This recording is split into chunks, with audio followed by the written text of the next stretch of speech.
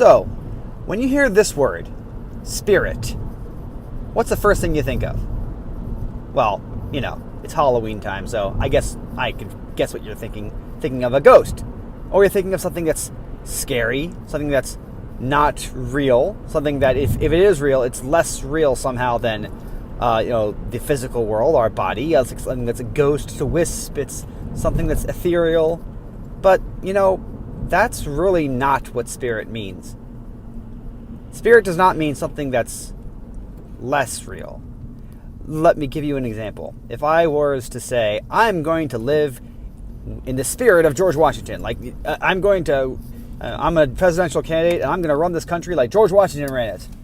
Now, what does that mean? Does that mean that you're going to run it like you're a ghost of George Washington? Obviously not. It means that you're going to be courageous and you're going to be brave just like George Washington, and you're going to be principled like George Washington, and you're going to be all these things that George Washington was. Now, George Washington was a man who lived over 200 years ago. His body is dead and buried and rotted and dust. It's gone. It's no longer real.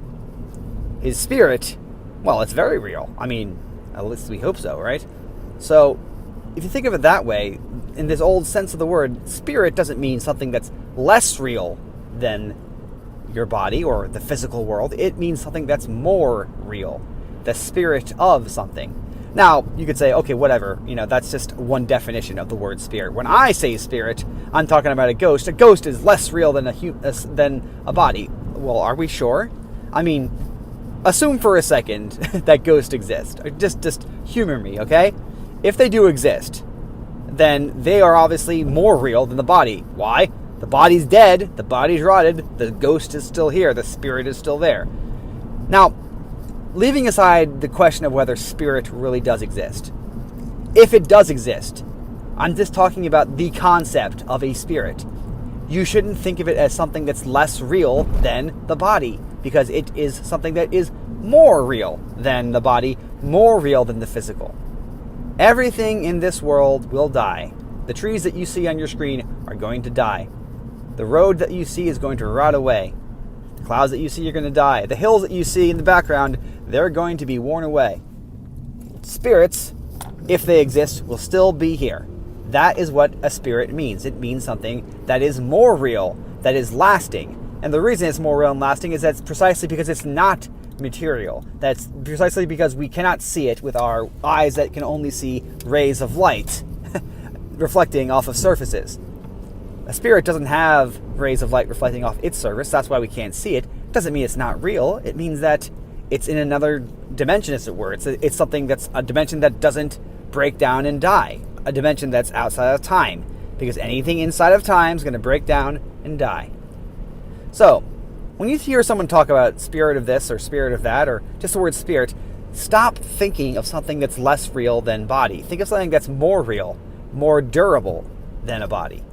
That's really what it means.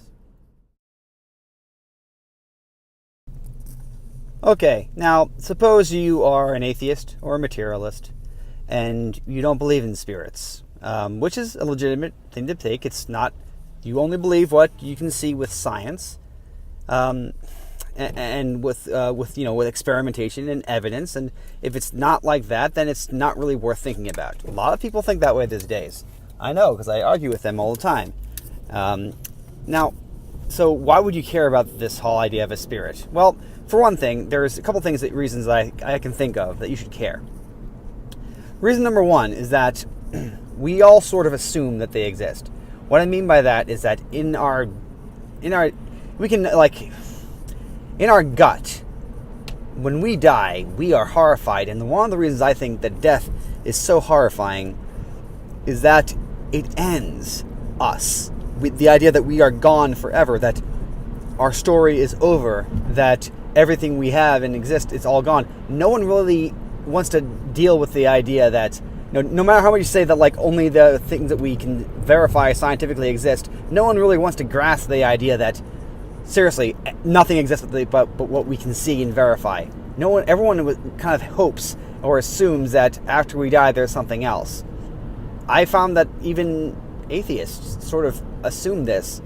at times of whether maybe that their guard is down. I mean, and it's natural to assume this. And something that's natural that all humans just assume, it's a good bet that that itself is evidence that there's something behind it. If we all assume something without thinking about it, that must mean that something's behind it. I mean, like, why wouldn't it? Why is that not evidence? So that's evidence worth thinking about, that we all think, okay, death isn't the end. Like, no, even, like, and this is true for all religions, like, and all belief systems, except for atheism, apparently. Like everyone has, like, okay, what happens after death? The question is, what happens after death? Why would we even ask that question if everyone assumed something happens after death? Second reason to think about this idea of spirits is the idea of justice. Okay? So, there are certain principles that appear to be not related to material at all. Like, morality and justice is one of them. Other things that are science is based on, like mathematics and just logic. These are things that appear to exist outside of time because they don't decay and rot away. They stay steady. Now, these are ideas, but still, there are also things like what we call Platonic forms. If you're not familiar with that concept, I'll try to give a really brief introduction to it. Plato thought there's a perfect circle somewhere. There is no circle in the world that is perfect. Every circle has a little indentation, a little bit in the curve that's not right. But there does exist the perfect circle, and all the circles in the world are a model of this perfect circle, but the perfect circle itself is not a physical thing. It's a form. So Platonic forms are something that you would think of that sort of, they exist. We can see examples of them everywhere, but there's no perfect example. There's no form that all things are based on. So it was a really early and important idea in human thought, the Platonic forms. Those are something else that is, like you could say, is a non-physical thing. So it's in the same realm as spirits would be in if they exist.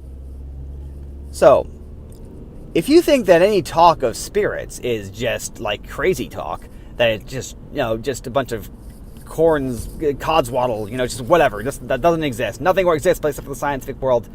You're wrong. First of all, we know things exist outside the physical world. Math, logic, So why can't other things exist?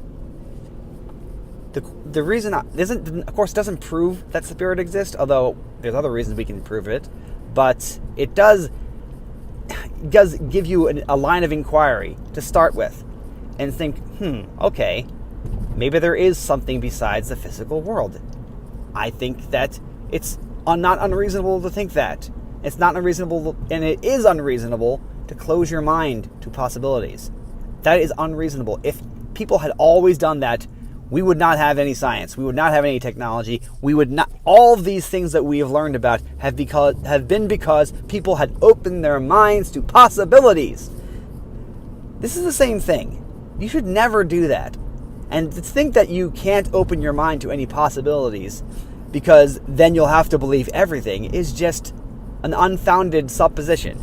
It's just unfounded. You can think, okay, because of this might be, even though I don't have proof of this or even evidence of this, but it might be. That's not the same thing as saying, I'm going to believe everything. This is such basic stuff, but it seems like you have to explain it to people these days. Anyway, if you liked this video, please subscribe to my channel.